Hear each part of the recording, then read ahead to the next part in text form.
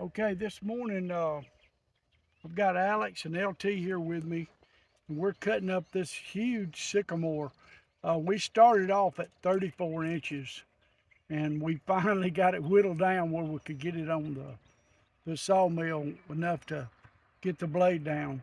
Um, we haven't been working on the cabin because a lot of different things. Miss Jane had her kidney stone and had to take her to the hospital, and she's been out of service for about the last 3 weeks. And then I had some catch-up work I need to do for some people. So we can see this big sycamore here.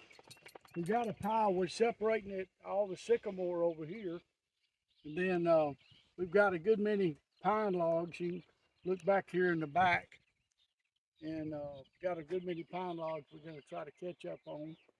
And so we're cutting these for tables, tabletops. I cut some nice behind the couch tabletops, and then also we're going to cut these for tabletop slabs.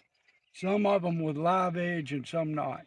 So anyway, let me get back to work before the sun gets too hot on us. It's going to get up to about 90 something degrees today. So 98.